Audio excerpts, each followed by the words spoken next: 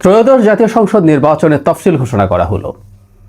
13 সংখ্যাটা, আমরা কুসংস্কারে এটাকে আনলাকি 13 বলি। সো আনলাকি নাম্বারের একটা নির্বাচন হতে যাচ্ছে। যাই হোক, এই 13 সংখ্যাটা আমাদের পার হতেই হতো। নির্বাচনটা কেমন হবে সেটা ভিন্ন আলোচনা, কিন্তু নির্বাচনটা আদৌ হবে কিনা এই সংশয় অনেকে প্রকাশ করছিলেন।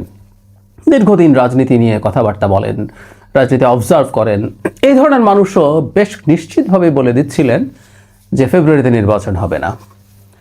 আপনাদের মনে থাকার কথা, যারা আমাকে নিয়মিত শোনেন আমার এই চ্যানেলে কিংবা টিভি টক শোতে, তারা জানেন আমি একটা কথা রিপিটেডলি বলেছি।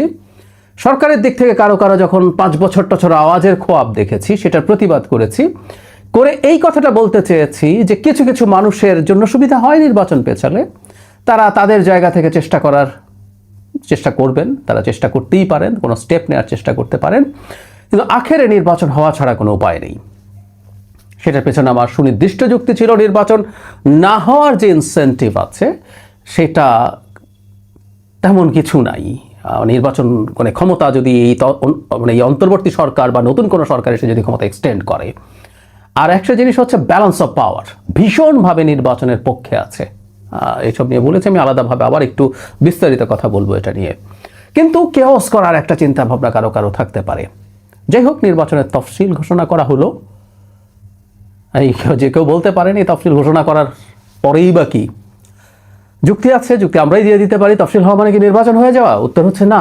আমাদের খুব নিকট অতীতেই এই এক্সপিরিয়েন্সটা আছে। সেটা হলো 1/11 যখন ঘটেছিল। মানে আমরা 1/11 বলার সময় আসলে যেটা করি সেটা হচ্ছে আমেরিকান স্টাইলে বলি। আমেরিকানরা মাস আগে বলে, তারিখ পরে বলে। ওদের 9/11 সেপ্টেম্বরের 11 তারিখ, আমরা 1/11 ওইটার অনুকরণে বলি। এটা আসলে 11ই জানুয়ারি। 22 জানুয়ারি একটা নির্বাচন ছিল। একটু প্রেক্ষাপটটা একটু আলোচনা করব। সেবার তত্ত্বাবধায়ক সরকার গঠন নিয়ে সংকট তৈরি হয় এবং একটা পর্যায়ে আওয়ামী লীগ প্রাথমিকভাবে মনোনয়নপত্র তারা তোলে, সেটা সাবমিট করে। শেষ পর্যন্ত তারা সবাই জাতীয় পার্টির, আমার যতদূর মনে পড়ে, এরশাদের মনোনয়নপত্র বাতিলকে কেন্দ্র করে আওয়ামী লীগ মনোনয়নপত্র উইথড্র করে নেয়।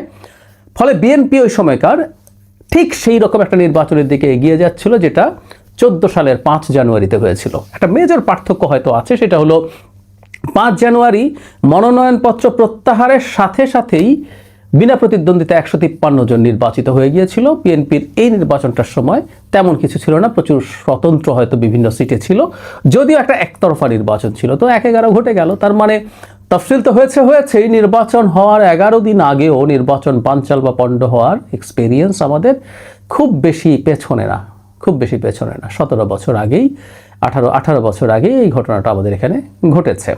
তো কেউ বলতেই পারেন তফসিল হয়েছে তো কি হয়েছে, নির্বাচন নাই তো হতে পারে, বলতে পারেন। কিন্তু আমি মনে করি নির্বাচন হবে, প্রথম থেকে মনে করছি নির্বাচনটা চ্যালেঞ্জিং হবে। কেন চ্যালেঞ্জিং হবে, দু একটা কথা একটু বলবো, এবং আমাদের প্রধান নির্বাচন কমিশনারের যে স্পিচ সেটা নিয়ে কয়েকটা কথা একটু বলা জরুরি। তফসিলের একটা অংশ গতানুগতিক, এটা সব তফসিলে থাকে। আসলে ওই জায়গাগুলো কতগুলো তারিখ থাকে, আমরা নিশ্চয়ই দেখেছি। সেটা হলো মনোনয়নপত্র সাবমিশনের একটা ডেট, শেষ দিন, এর মধ্যে প্রার্থীরা তুলবেন, এটা ফিল আপ করবেন। নির্বাচনী যে মনোনয়নপত্র, তার মধ্যে অনেকগুলো ইনফরমেশন এবং ডেটা দিতে হয়, সাপোর্টিং ডকুমেন্ট দিতে হয়। কাজটা খুবই মেটিকুলাসলি করতে হয়, সো এটা সময় লাগে। 29 তারিখ দেবেন সম্ভবত, আমার যতদূর মনে পড়ে। তারপর যেটা হয়, একটা সময় দেওয়া হয় যাচাই বাছাই, তারপর একটা প্রকাশ করা হয় কারা যোগ্য। এর মধ্যে যদি কেউ বাতিল হয়ে থাকেন, তিনি অ্যাপিল করার সুযোগ পাবেন নির্বাচন কমিশনে, সেটার একটা দিন। 7 দিন সময় দেওয়া হয়েছে, গতবার 6 দিন। এই প্রসঙ্গটা একটু বলি, এটা আর একটু বেশি হলে ভালো হতো। আমি নির্বাচন ব্যবস্থা সংস্কার কমিশনের একজন সদস্য ছিলাম, সেখানে আমরা এই টাইমটা আরেকটু বাড়ানোর কথা বলেছিলাম, হলে ভালো হতো। কারণ এই ডিসপিউটগুলো যতটা সম্ভব এখানে শেষ করে ফেলাই ভালো, না হয় অনেকে কোর্টে যাওয়ার প্রবণতা থাকে। যাই হোক, ওই আলোচনা জরুরি না। এরপর যেটা হয়, চূড়ান্ত সময়সীমা দেওয়া হয় যে মনোনয়নপত্র প্রত্যাহারের, সেটার পর প্রতীক বরাদ্দ এবং চূড়ান্ত প্রার্থী তালিকা প্রকাশ। এটা 20 তারিখ হলো শেষ দিন জানুয়ারির, 21 তারিখ হচ্ছে মানে প্রতীক দেওয়া হবে। এরপর যেটা সবসময় হয়, নির্বাচন হওয়ার 48 ঘন্টার আগ পর্যন্ত প্রচারণা চালানো যাবে। হিসাব করলে দেখা যাবে মোটা দাগে এটা 18-19 দিন। এই হচ্ছে মোটামুটি শিডিউল। এটা গতানুগতিক, সববারই একই থাকে। কোনবার কোন সময় কতটুকু দেয়া থাকে সেটা ভ্যারি করে। তার আগে কিছু কথাবার্তা সিইসি বলেছেন। সিইসির এই কথার মধ্যে আমি কয়েকটা জিনিস মিসিং পাচ্ছি। আমি ব্যক্তিগতভাবে সিএসসিকে খুবই কঠোরভাবে কথা বলবেন আশা করেছি। এটা শুধু তার শব্দচয়ন বা বাক্যে না, তার বক্তব্যের ঢঙে, তার বডি ল্যাঙ্গুয়েজে তিনি চ্যালেঞ্জগুলোর কথা বলছেন। আমরা জানি প্রধানতম চ্যালেঞ্জ নিরাপত্তা। আরেকটা চ্যালেঞ্জের কথা বলছিলাম, আসলে এই চ্যালেঞ্জটা নিয়ে একটু বলি, তারপর নিরাপত্তা নিয়ে কথা বলছি। সেটা হচ্ছে মিসইনফরমেশন এবং ডিসইনফরমেশন, বিশেষ করে এআই এর যুগে। মানে আমি সত্যিই অবাক হই, আমাদের অনেকে এআই জেনারেটেড ইমেজ বা ভিডিও, অনেকেই আমি যাদের ডিজিটাল লিটারেসি বা ওভারঅল শিক্ষার অবস্থা ভালো মনে করি, তারাও সেগুলোকে কেন্দ্র করে শেয়ার করা বা এরকম করছেন ফেসবুকে। এটা খুবই খুবই অ্যালার্মিং। আর তাহলে আমাদের গ্রামীণ প্রান্তিক এলাকায় কি হবে? একটা উদাহরণ দিই। কোনো একজন প্রার্থীর নামে ধর্মীয় উস্কানিমূলক কোনো বক্তব্য, একটা ভিডিও কেউ বানালো, বানিয়ে ছড়িয়ে দিল। আমরা জানি এখন ভয়েসও অনেকটাই নকল করে ফেলা সম্ভব এআই জেনারেটেড ভিডিওর মাধ্যমে। কেওস তৈরি হয়ে যেতে পারে মারাত্মক। কারো ব্যাপারে কোনো কেলেঙ্কারি, কারো কাছে ঘুষ নিচ্ছেন, কাউকে ঘুষ দিচ্ছেন, কাউকে টাকা দিচ্ছেন, কারো যৌন কেলেঙ্কারি এই মুহূর্তে খুবই কমনলি আলোচিত বিষয়, এরকম পুরো ভিডিও বানিয়ে ফেলা হলো। ইনফ্যাক্ট ওয়েস্টেই হচ্ছে এগুলো, ওয়েস্টে এটা নিয়ে কাজ করার চেষ্টা করছে এবং হিমশিম খাচ্ছে। সেরকম কিছু হলো। আমাদের মনে রাখতে হবে, এটা আমাদের দেশে বিবাদমান পক্ষ, আমাদের প্রার্থী মানে দলগুলো বিবাদমান হওয়ার কথা ছিল না, কথা ছিল তারা প্রতিদ্বন্দ্বিতা করবেন, কিন্তু অনেক সময় বিবাদ বিসম্বাদ দেখছি তাদের মধ্যে। এরা তো আছেনই, এর বাইরে আওয়ামী লীগ এই ব্যাপারে সিরিয়াসলি কাজ করবে বলে আমরা মনে করি। আওয়ামী লীগ এই ব্যাপারে আমাদের সতর্কতা খুবই জরুরি।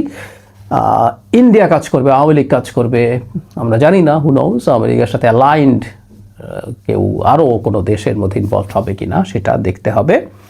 তো এই একটা জিনিসের ব্যাপারে তিনি উল্লেখ করেছেন প্রধান উপদেষ্টা, কিন্তু এই ব্যাপারে খুবই টাফ হবেন তারা। কিভাবে টাফ হবেন? একটা মোটামুটি উনি কি করছেন, ইভেন এই যে নির্বাচনে এই ধরনের ইনফরমেশন পাওয়া গেল, সেটা যদি পাওয়া যায় তাহলে কি হবে সেটার ব্যাপারে খুব দ্রুত নির্বাচন কমিশন কিভাবে জনগণকে জানাতে পারে, এই ইনফরমেশনগুলো তার দেওয়া দরকার ছিল। কারণ এই যে একটা ফ্যাক্ট চেকিংয়ের সাইট আছে, ফ্যাক্ট চেকিংয়ের সাইটে গেলে খুঁজলে জানা যাবে। আর ফ্যাক্ট চেকাররা সবই ফ্যাক্ট চেক করেন না, আর যদি করেনও সেটা প্রান্তিক জনগণের কাছে কিভাবে পৌঁছানো যাবে? খুবই চ্যালেঞ্জিং একটা জায়গা। কিন্তু নির্বাচন কমিশন, প্রধান নির্বাচন কমিশনার খুব ভালোভাবে এটা অ্যাড্রেস করেনি। আমি আশা করব পরবর্তীতে নির্বাচন কমিশনের পক্ষ থেকে এই জিনিসগুলো জনগণকে ম্যাস ক্যাম্পেইন, আমরা শুধুমাত্র মানে শিক্ষিত সচেতন জনগণ জানলেই হবে না, গ্রামীণ প্রান্তিক জনগোষ্ঠীও যাতে জানে এরকম একটা কিছু আছে, তারা কোনো কিছুর ব্যাপারে কিভাবে ডিল করবে সেই জিনিসটা করা। আরেকটা কথা উনি বলেছেন, স্বাভাবিকভাবে নির্বাচন আচরণবিধি ভঙ্গ ইত্যাদি ইত্যাদি বা কোনো সহিংসতা বা এইসবের ক্ষেত্রে খুবই টাফ বক্তব্য থাকা দরকার ছিল। আমি এখানেও তাকে খুব কঠোর হতে দেখিনি। আমি মনে করি আগামী নির্বাচনে এটাই প্রধান চ্যালেঞ্জ, নির্বাচনে নিরাপত্তা পরিস্থিতি, আইন শৃঙ্খলার পরিস্থিতি। সরকারের যেটা মানে নির্বাচন কমিশনের যেটা উচিত হবে সেটা হচ্ছে কিছু এক্সাম্পল তৈরি করা। আচরণবিধি ভঙ্গ নিয়ে এই যে সাবমিশনের সময় শোডাউন করছে, সোকল্ড হ্যাভিয়ার প্রার্থী হলেও সেখানে কঠোর ব্যবস্থা নেওয়া, পরবর্তীতে কোনো সহিংসতা, কোনো সমস্যা বা এমন পর্যায়ে যদি কারো অপরাধ যায়, আচরণবিধি ভঙ্গ যায়, কারো প্রার্থিতা বাতিল করতে হলে প্রার্থিতা বাতিল করে দেওয়া উচিত হবে, সেটা যে দলেরই হোক না কেন। আমরা একটা কথা মনে রাখবো, ইভেন সবচেয়ে বড় দল বিএনপিরও যদি কোনো প্রার্থিতা বাতিল করা হয়, কেউ কেউ মনে করতে পারেন যে এখানে কোনো সহিংস পরিস্থিতি হতে পারে কিনা, আমি মনে করি হবে না। বিএনপির টপ যে নেতৃত্ব আছে, আমি সরাসরি যদি বলে জনাব তারেক রহমানকে আমরা দেখেছি দলের অনিয়মের এবং সমস্যার বিরুদ্ধে খুবই সোচ্চার আছেন তিনি।